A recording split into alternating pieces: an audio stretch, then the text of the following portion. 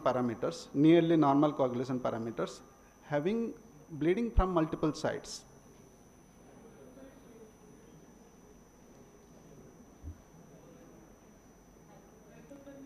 Yes, very good. So how it is hypothermia causes this bleeding?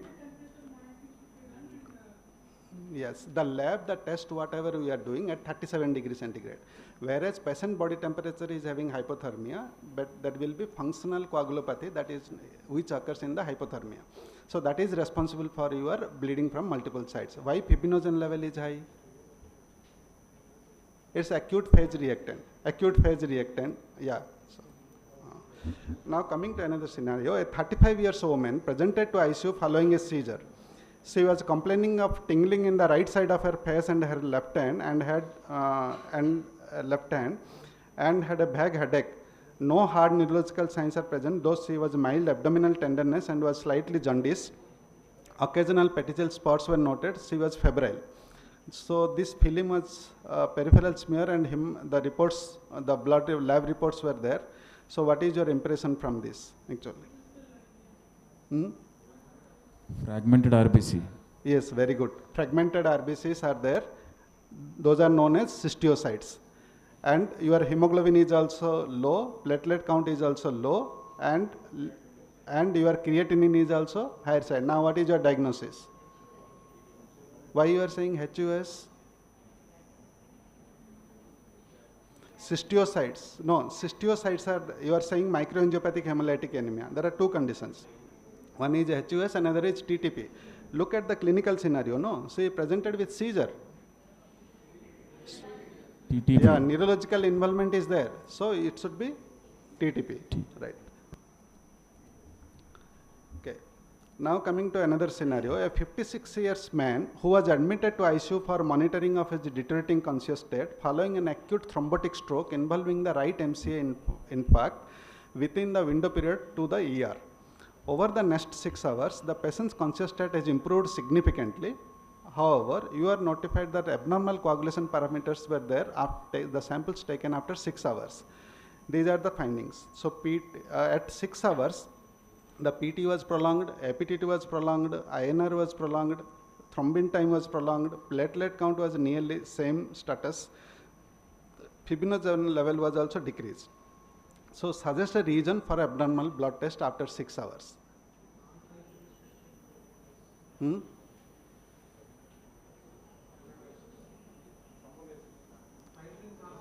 Yeah, but thrombolysis, yeah, the answer is correct, thrombolysis, but how? How it has, means why it is causing so much of this thing? What you will get? Thrombolysis. And then platelet count also should be down, no? How will you manage this case? Patient is having this type of abnormal. Should you treat this patient?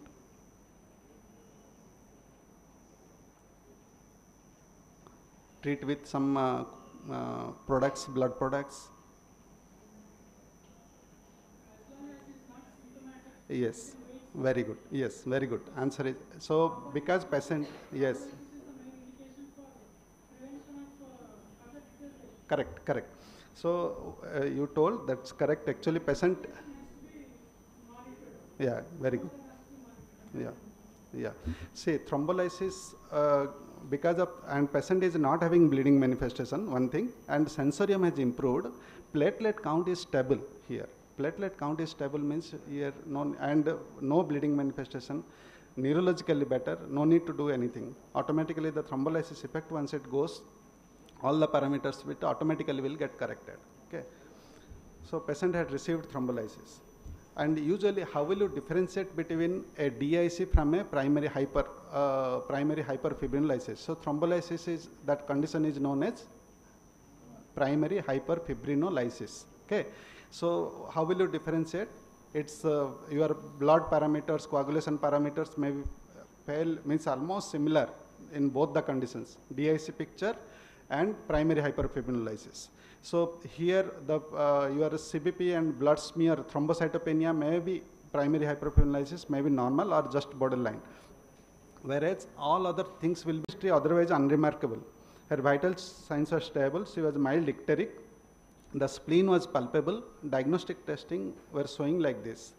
So, which of the following tests would most likely help to confirm the diagnosis? Hemoglobin was around 11 gram, platelet count was around 2.9 lakhs, and retic count was around 4%, and peripheral smear was showing polychromasia with numerous microspirocytes. So, what test you should go for it? Your history like 22 years woman admitted for acute cholecystitis. Already I think it's a repetition of the similar component I told regarding hereditary spirocytosis. So this picture, this girl actually, we should go for a osmotic fragility test here, because you should have a peripheral smear microspirocytes. If you are able to see, means it is either two conditions. One is hereditary spirocytosis, another is autoimmune hemolytic anemia, warm antibody autoimmune hemolytic anemia. Here then question comes, should you go for a direct Coombs test or not? So here no need to do a Coombs test, because this patient presenting to you with acute cholecystitis, that to young girl, means premature gallstone most probably, and patient is giving a history of chronic anemia from the childhood, that again gives a history that patient is having a hereditary spirocytosis. Okay.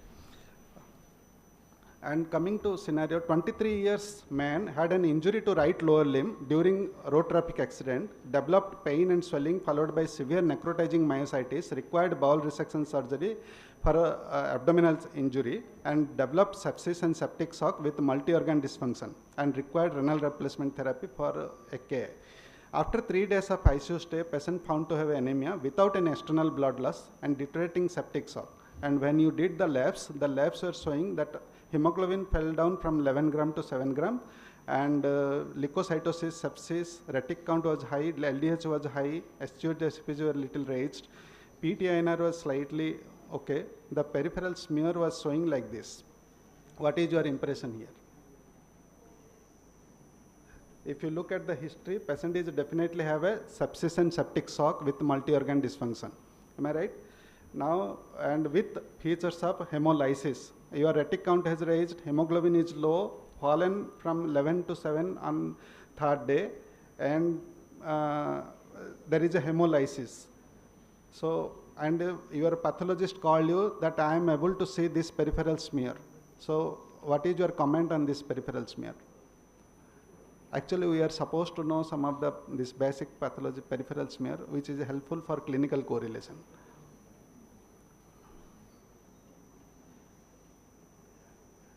The abnormal cells, you see there are different, there is an increased number of spirocytes. Spirocytes already we have discussed.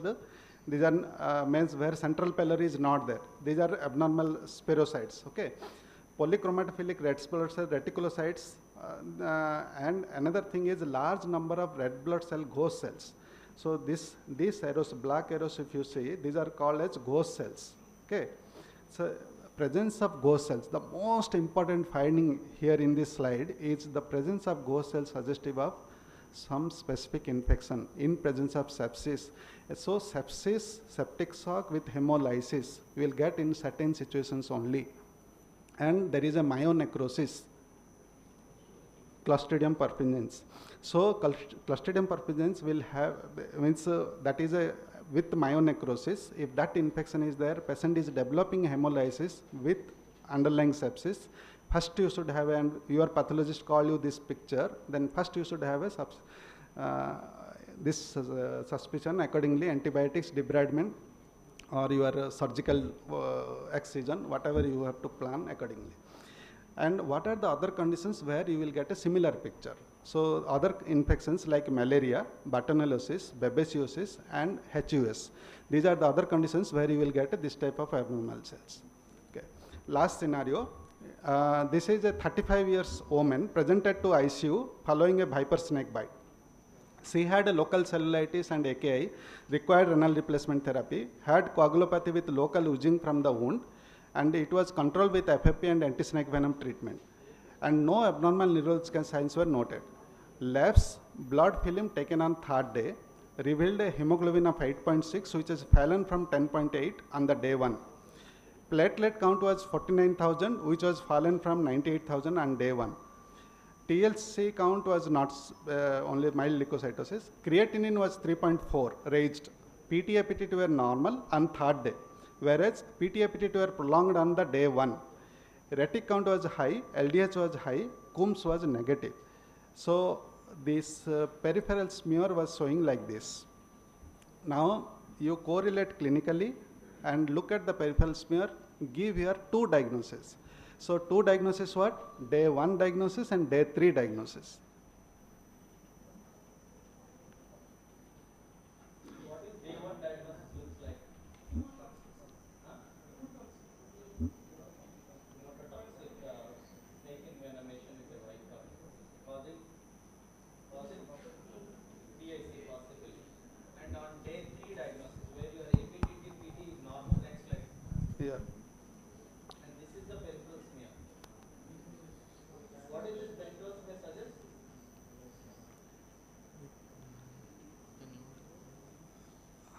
Yeah. There are many fragmented RBC. helmet cells and all. What is this cell called? Cystiocytes. Cystiocytes. So Cystiocytes. we have a cystiocyte which suggests hemolysis, and which form of hemolysis it suggests with APTT and PT being normal. Intravascular. So what we call them in this kind of situation where PT and PTT are normal? Microangiopathic hemolytic anemia. Microangiopathic hemolytic anemia, MAHA. With a MAHA with APTT and PT, what will happen to APTT and PT? Why it is not a DIC? Why on day 3 of the snake bite it is not a DIC?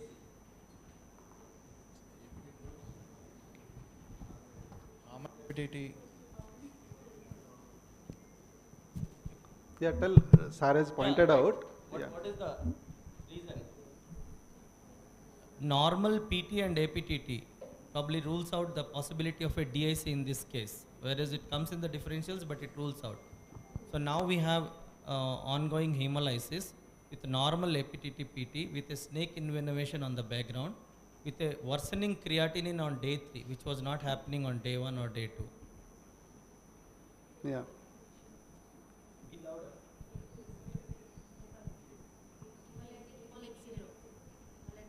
Why it is not a snake envenomation which is continuous?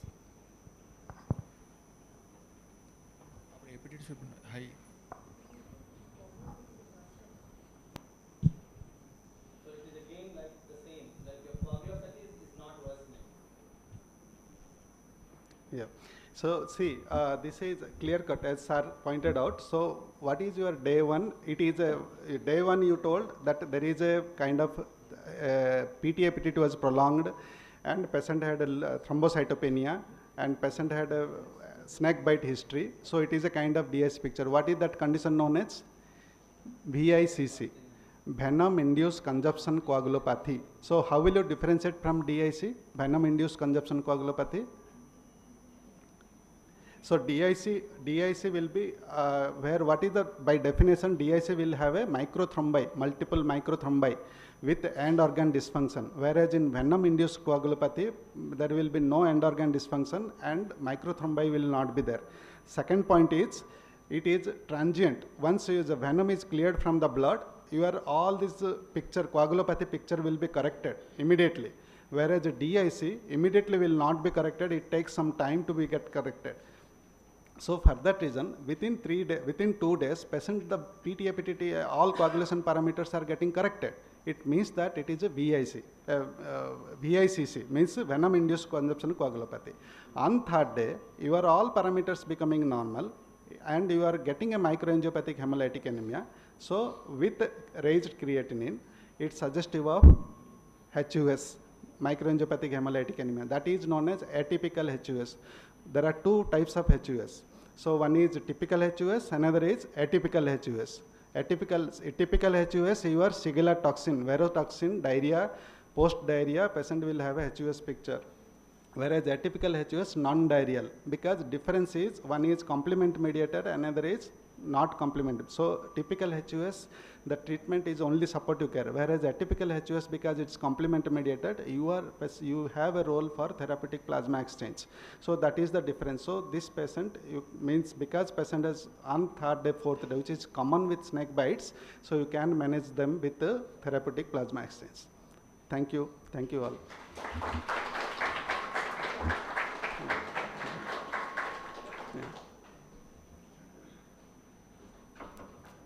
Anything? To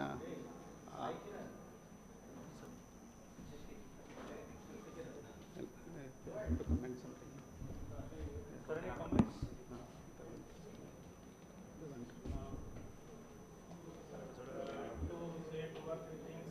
Hear me?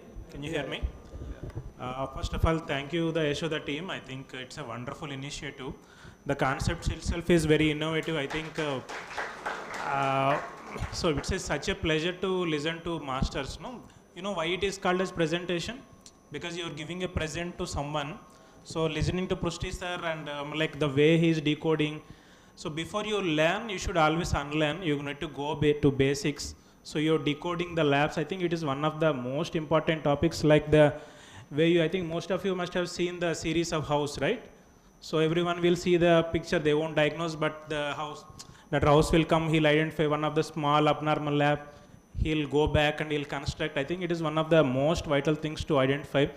And I think most of us, I'm not really sure how many of us really go back to the lab, see the smear, how many of us really communicate with the hematopathologist. So I think most of the things, I think we can identify the basic things. Extremely like a good initiative, sir, and I think we should do more and more these programs. Congrats, sir, I think. Thank you. Thank you.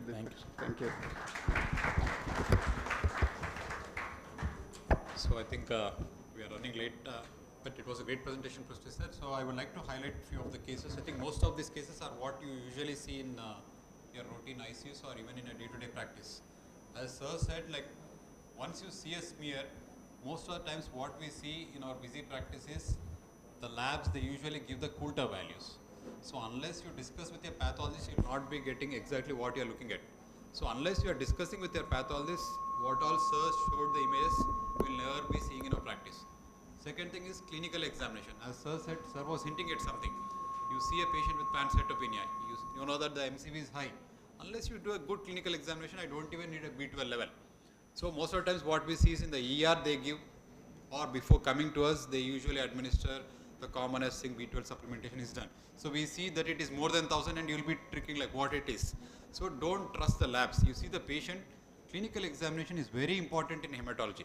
So you see the nails, see for lymph nodes, see for the liver and spleen. So there most of the diagnosis comes. So clinical examination, then labs, discussion with the pathologist, then comes your diagnosis. So that's the sequence you have to go with. And I think most of the cases are what we usually see in our practice. And I think sir has covered excellently. It was a great talk, sir, and it was a pleasure seeing you talk. Thank you. Thank you. I now request Dr. J.V.K. Reddy to present a token of appreciation to Dr. Saraju Prushti.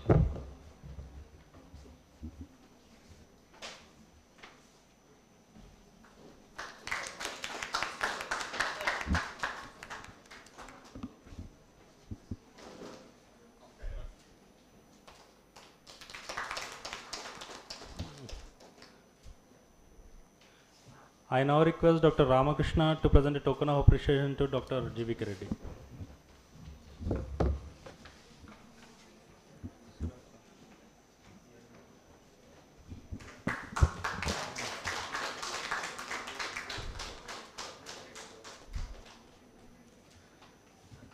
I now request Dr. Shankar to present a token of appreciation to Dr. Deepak.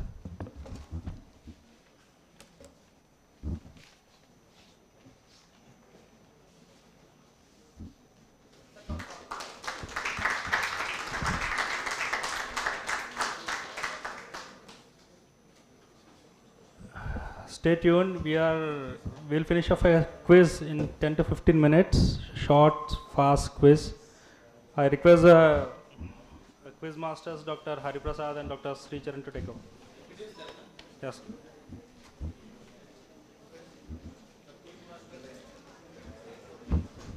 Yeah, it's a quick session. It's an open quiz. So Dr. Hariprasad is a consultant critical care at Yashoda Hospitals, Somajiguda. And you know Dr. Sricharan is heading heart lung department at Yashoda Hospitals. I know many of us are in hungry mode, but I think that is the right way to answer quiz. If we are full, most of our blood supply will be in the mesentery, so you will not have any answers to answer. So you stay that intermediate fasting. You must have been had breakfast. So keep your gut starved, keep your brain active for next 15-20 minutes. So these two guys who put efforts to make you learn today, let us actually give the credit to their hard work, all their efforts. So listen to them, and over to you. You want one of them? One of you can use the mic. The other one can take the mic. Okay, we will go fast. So this is a 54-year-old woman who is admitted in the hospital following ingestion of an unknown substance 14 hours previously. She is acting strangely and complaining of visual disturbances, nausea and abdominal pain. On examination, her observations are as follows: GCS of 14, heart rate of 118, blood pressure of 89 by 54 mmHg, respiratory rate of 30. Urine toxicology screen is negative for amphetamines, barbiturates, benzodiazepines and opiates. Blood results showing serum sodium of 139, serum potassium of 4.3 and urea of 39 mg per deciliter. Serum creatinine is 1.18 and her chloride levels are 106. Blood glucose level is 105 and serum osmolarity is 312 milliosmoles per liter. Paracetamol salicylate levels are elevated. Arterial blood gas is showing pH of 7.15, oxygen levels of 98, carbon dioxide of 16 mm of Hg, bicarbonate of 7 milliequivalent. No abnormalities are seen on the chest X-ray. And the ECG shows sinus tachycardia, QRS duration of 100 milliseconds. What is the most likely intoxication here? Ethylene glycol. Okay. Yeah, Hari, I think most of the slides you know. Yes, sir. So emphasize on the points, and they have already been learned today. Okay. So let them just exercise this so that at the end they will know that they have actually spent time with a conscious state. Okay. They were awake here. So Sir, this emphasizing the importance of that slide. okay, here the differential in the ABG, where the PCO2 level of 16, which is showing respiratory alkalosis, and bicarbonate of 7, which is showing metabolic acidosis along with respiratory alkalosis, which also found in the salicylates. That's why the differential dilemma is here. That's why we given this question. Now this is a tricky question. A 23-year-old lady who is 32 weeks pregnant, present to the hospital with severe vomiting. Her blood pressure is 168 by 110. She has no headache, no visual disturbances. Liver function test reveals bilirubin of 165 millimole, that is 9 milligram per liter. And as per aspartate levels of 700 and fibrinogen level of 50, and a prothrombin time of 29 seconds. Her plasma glucose is 50. Which of the following is most likely diagnosis here? A fatty liver of pregnancy. So first a green lady, chocolate on there. Appetitis. Now this, whoever tells the answer gets the chocolate. This side here the first answer. Who has told first? Ganesh.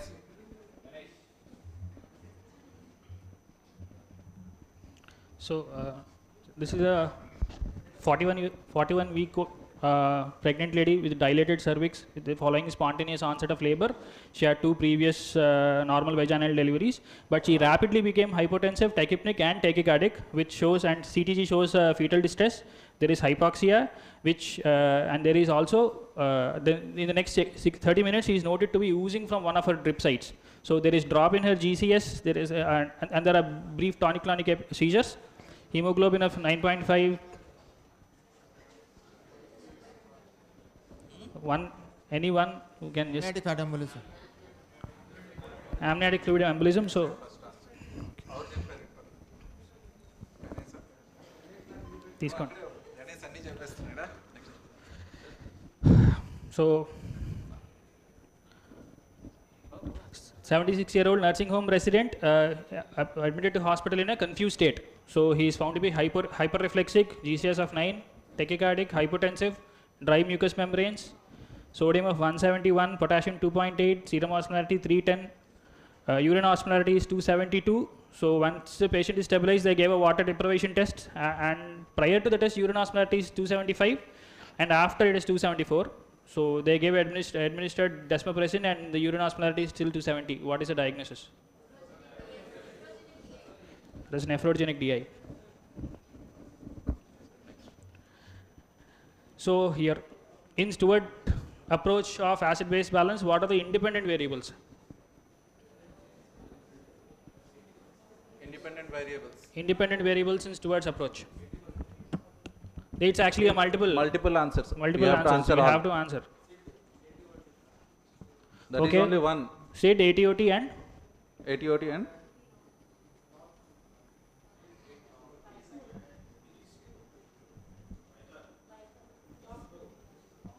PCO2 who told? PCO2 answer I heard. Who told? PCO2. Okay. PCO2. Yeah, Bicarbonate is never a independent variable. In whatever is the approach in the ABGs, it is always a dependent variable because it's always calculated. It is You always cannot directly calculated. measure. So, carbon dioxide, ATOT and strong ion difference. These are the independent variables. So, 34-year-old HIV positive man, 4-day history of headache, lethargy, photophobia, positive Kernick sign, pyrexia, normal CT, Csf is analysis is showing. So, a protein of 110 milligrams per deciliter or 1.1 grams per liter, glucose 30, mononuclear WBC, negative gram stain and Indian ink. Most likely diagnosis? Okay, any other? Okay, one we got toxoplasma. Any other?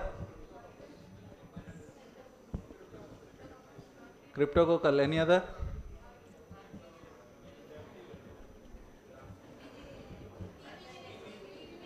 TB meningitis. So she's telling all three. All the three. So you should not be getting. Look here, the different. First, the CSF analysis here is the most important thing. As per the history, we have now as a HIV patient, we have immunocompromised state. We can have all of them, and most commonly, cryptococcal, toxoplasma, viral, and TB are common in case of HIV patients. So, but here the most is the CSF analysis. What we are emphasizing, proteins of 1000 milligram. That is the most important thing here. And if it's a toxoplasma, your CT scan is going to show a ring enhancing lesion, or if it is a cryptococcal, it would have been picked up in an Indian ink preparation. Those how we. A 36-year-old man presents with the fatigue and pallor. He is found to have a hematocrit of 23. His reticulocyte index is 4. You suspect a hemolytic anemia. Which of the following lab abnormalities are not associated with hemolytic anemia? Just now finished. Yeah. Elevated haptoglobulin levels. Yeah, perfect. Okay, who answered it first? That was second, first year. Okay. A 57-year-old woman undergoes a mitral valve replacement for rheumatic heart disease. Post-operatively, she is placed on heparin. 5 days later, the patient develops a left lower extremity DVT. Laboratory examination show following: APTT ratio of 2.4, prothrombin time of 1.2, hematocrit of 30%, WBC of 9,000, platelets of 97,000. Fibrinogen is normal and D-dimer is negative. Blood work is unchanged from 2 days ago, except that the thrombocytopenia is new. Which of the following explains her condition? D. How many? Huh? B. Antiphospholipid syndrome, DIC, or D. Antiheparin or platelet inhibitors. Then, 6 days after an abdominal surgery procedure, a 50-year-old man is readmitted to the intensive care unit with hypertension. He had evidence of bleeding from several peripheral phlebotomy needle stick sites and his internal jugular central line also. The laboratory study reveals prothrombin time of 20 seconds, normal is 10 to 12, and APTT of 40 seconds, which is also elevated. The platelet count of 20,000. What other laboratory test would you order at this moment of time? D-dimer levels, fibrinogen, antiplatelet antibodies, all of the above, A and B. A and B, who answered? Chocolate or vanilla? Okay. 65 years old man is transferred from the intensive care unit to the surgical floor 3 days after undergoing cardiac bypass surgery.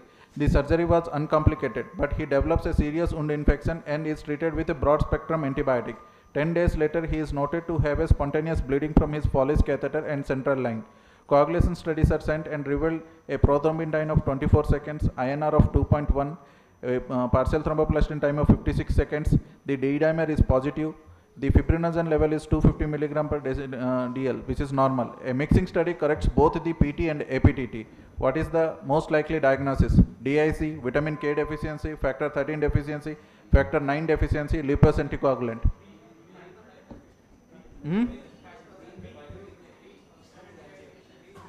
Vitamin K deficiency. Who answered? Bhargav. Kondal. Okay. Here is the why we have put this question is the mixing studies. Here, if the mixing studies doesn't correct her coagulation abnormality, then there is a blocking antibodies are there. That is the lupus anticoagulation would be answer. This already discussed. A 57-year-old man with insulin requiring diabetes presents with a 3 days history of polyuria, polydipsia after having run out of insulin. His examination is most notable for tachypnea and orthostasis. Data shows ABG of pH of 7.2, PCO2 of 18 and PO2 of 88. Electrolytes showing sodium of 125, potassium of 6.8, chlorides of 97, bicarbonate of 6. The burn is 30 and creatinine is 1.9. Glucose levels are 788. Which of the following statement is true? The patient has a single acid base disorder and anion gap metabolic acidosis caused by diabetic ketoacidosis. The patient has a single acid base disorder with a respiratory alkalosis caused by hyperventilation. The patient has two acid base disorders with a anion gap metabolic acidosis and a normal anion gap metabolic acidosis. The patient has two disorders, anion gap metabolic acidosis and respiratory alkalosis. The patient has a pure metabolic alkalosis from dehydration.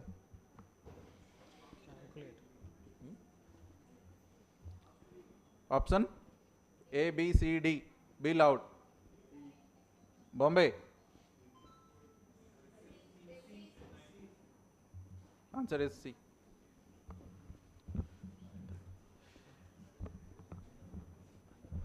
A 47-year-old woman with a lupus presents for the routine follow-up. She has no complaints. Her last lupus flare was over 6 months ago. Current medications include hydroxychloroquine and ibuprofen. Physical examination is normal. Urine analysis shows pH of 5.8, calcium oxalate crystals. A basic metabolic panel shows pH of 7.33, carbon dioxide levels of 33 and oxygen levels of 96. Electrolytes showing sodium of 138, potassium of 3 and chlorides of 110. And burn of bicarb of 16 and burn of 12. Creatinine of 0.8. Glucose are normal. What is the diagnosis? Type 1. Type 1. A. Type 1. Who has answered? It said no. Ananda?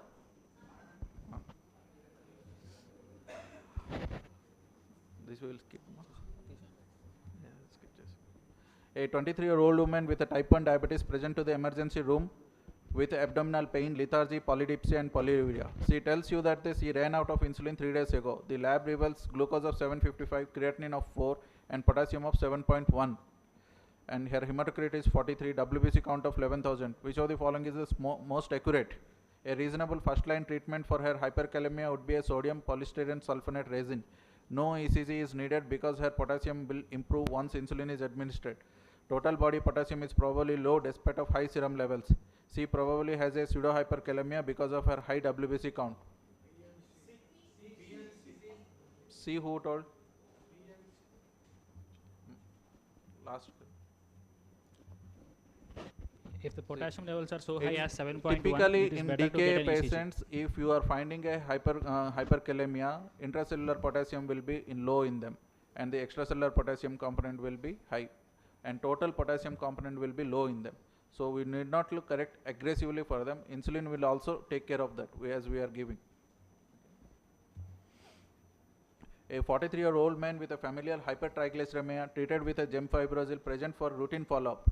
Past medical history is also notable for hypertension treated with telmisartan. Physical examination includes blood pressure is normal.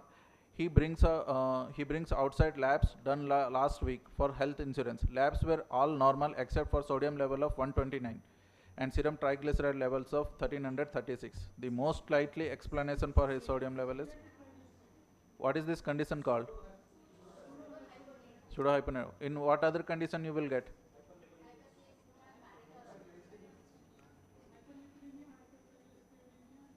Okay. Hyperglycemia.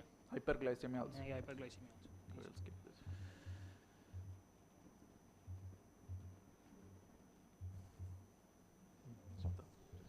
So, 89-year-old male with history of dementia was hospitalized, and he developed extreme agitation and required one-to-one supervision. On day 6, he was given 3 doses of lorazepam, and then he was given haloperidol. Okay, so he subsequently became nauseous and started on metoclopramide. Symptoms persisted. He was subsequently intubated for aspiration. He was given sedation via fentanyl and propofol. So he continued to have temperatures 104 to 105, heart rates of 130 to 140, BP of 140 systolic, depressed reflexes, muscle rigidity. So this What is is the catch point here?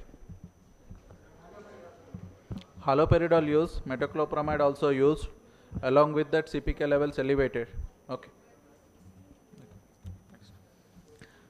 So 50-year-old female presented with unresponsiveness. She was noted to have hypotension, heart rate of 135, respiratory rate of 18, oxygen saturations are normal, 104 fevers, dilated pupils, lungs are clear, no tachycardic with no murmurs, abdomen is distended with hypoactive sounds, crystalloid fluid bolus, and patient was intubated. ECG shows QRS greater than 100 milliseconds, QRS complex with terminal.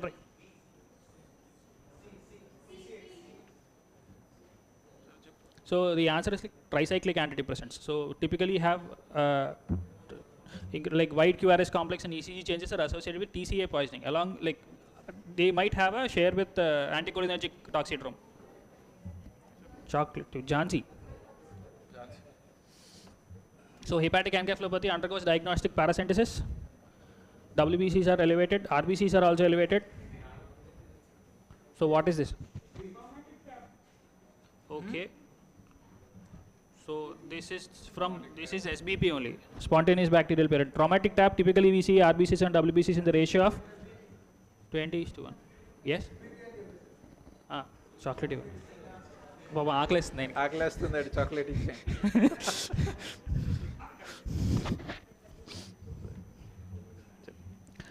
So 60-year-old homeless man is brought to ED.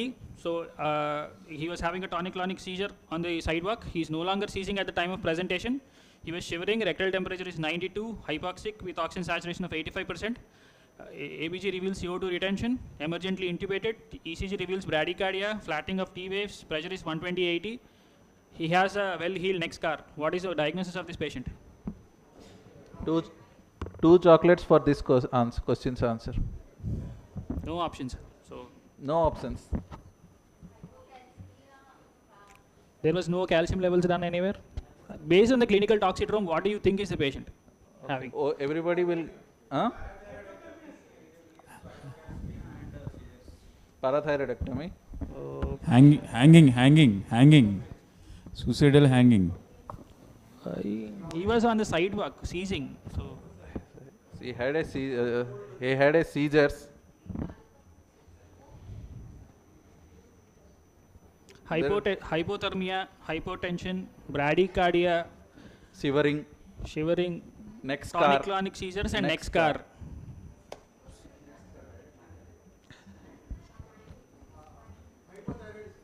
What is the condition? Ectoderma coma. 2 chocolates. So accidental sulfonylurea ingestion, what are the pattern of insulin and C-peptide you generally see? Low insulin is wrong. Because sulfonylurea is a secretagogues, you will have a high insulin. High insulin and? High C-peptide. High C-peptides. Low C-peptides is when you give exogenous insulin. Low C-peptide is when the patient's pancreatic insulinomas and in sulfonylureal poisoning. So they are all having hypoglycemia, that's why. Okay, and this is not. Okay. This one also discussed today. 60-year-old man with complaining of fatigue and shortness of breath So the WBC counts are 15,000 with 20% blasts, platelet counts of 90,000, R rods are there, flow cytometry is positive. He was started on induction chemotherapy with daunorubicin, cytarabine, and rasburicase. So on subsequent serologies, there is HB drop, haptoglobin is elevated, LDH is elevated, bilirubins are 4, but direct is 1. So transfusion, he was actually started on a blood transfusion, but it was stopped. So what type of anemia does the patient have? It is G6. G6PD deficiency is correct. So a 55-year-old woman with a history of hypertension diabetes is recently diagnosed with a limited small cell lung carcinoma. Her physical examination shows blood pressure of 130/80, heart rate of 86 and temperature of 97.8 Fahrenheit. She started on cisplatin 80 milligram, etoposide of 100 milligram and IV fluids and metoclopramide. Another 3 questions, we will finish it off. Sixth hour, she develops lightheadedness, nausea, vomiting despite of antiemetics. Her labs are glucose of 98, burn of 198, serum creatinine of 2.5, uric acid levels of 27, total proteins of 4.8, albumin of 3, calcium of 6.5, phosphates of 8.7. Here. Tumor lysis syndrome.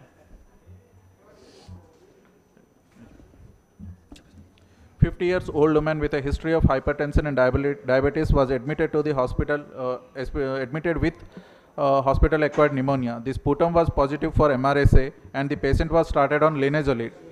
On hospital day 3, the platelet count was 66,000 and hemoglobin of 12. On hospital day 5, the platelet count was of 39,000 and hemoglobin of 7.8. Her neurological examination was unremarkable. Hematology consultation was obtained for thrombocytopenia. Laboratory examination revealed decreased haptoglobin levels, elevated D-dimer levels, elevated LDH, normal PT, APTT, elevated thrombin time, and increased C-reactive protein and reticulocyte count. Cystocytes were observed on the peripheral smear. What is your diagnosis? Now it is TTP. Then 56-year-old male is admitted to the ICU. Okay. He is diaphoretic and agitated with vital signs of BP of 220/150, temperature of 103, cocaine poison. This is the final question we will discuss. A patient present with elevated aminotransferase approximately 15 times of the upper limit of normal. Other laboratory values include INR of 1.9, creatinine of 0.9 and lactate levels of 1.9. The systemic arterial blood pressure is 90/50 and central venous pressure of 6. Which of the following is least likely the etiology to be here? Acute viral hepatitis, ischemic hepatitis, acetaminophen toxicity, portal vein thrombosis, HELLP syndrome. Viral hepatitis is, this is the last question we are discussing. Already A, B, C, D all discussed. Anybody want to give a last try?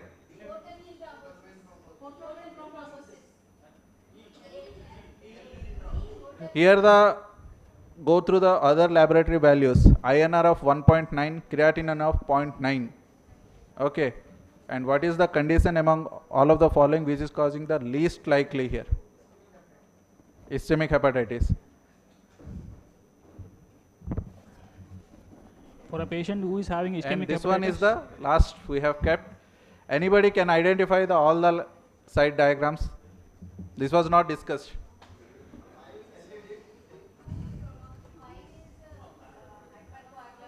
First one is normal. Second one is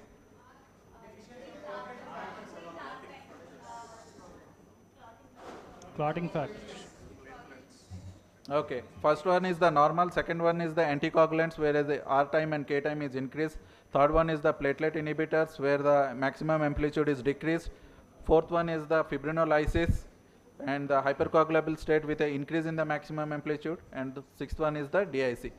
Okay. Thank you. Thank you, Hariprasad and Sricharan. Thank you for the active participation in quiz. With this, we conclude the session. I would like to give the vote of thanks. So the seminar has earned a huge positive response across offline and online. Almost more than 80 delegates have participated offline, and almost more than 1,200 views are there offline. And I extend my vote of thanks to speakers and moderators who had given a valuable information, and they took very much lot of effort to make the presentations and present in such a way it's interesting to the audience. And at the same time, I extend my sincere thanks to delegates who attended offline and online, who took the time out despite the Sunday and attended actively and interacted well. And I would like to extend my thanks to Yashoda Hospital management for providing the venue and logistics.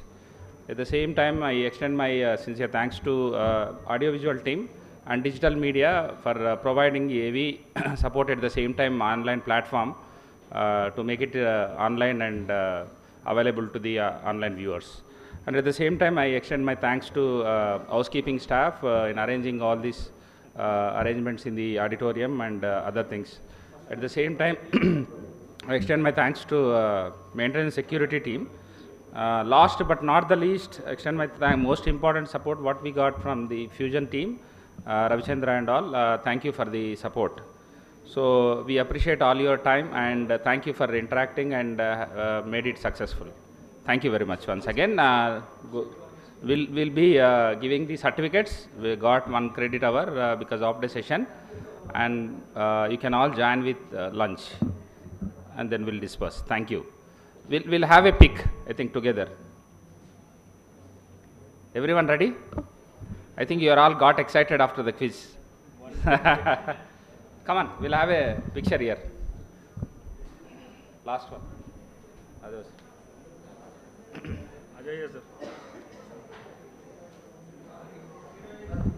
And the most important thing, sorry, I forgot it.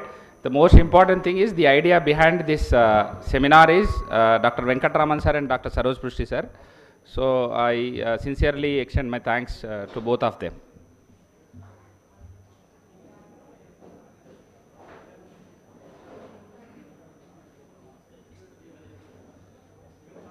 Come on to the lab.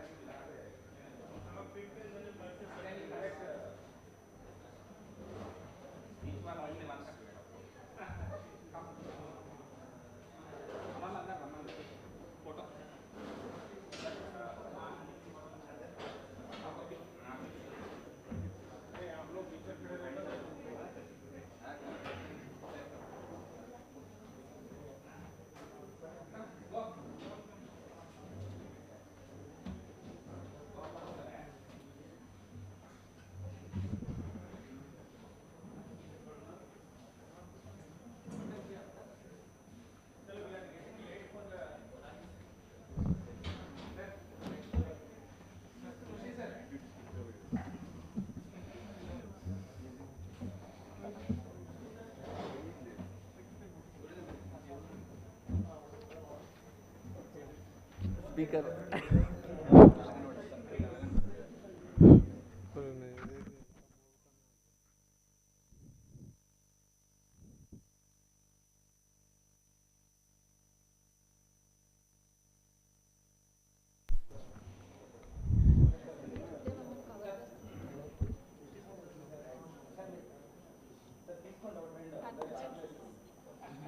మామూలుగా ఇట్లేదు బాబోయ్.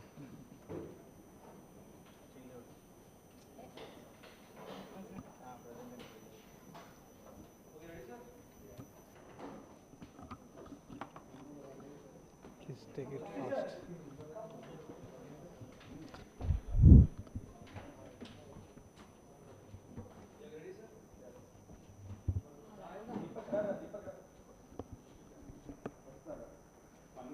నేను height కనబడుతున్నా ఎక్కడ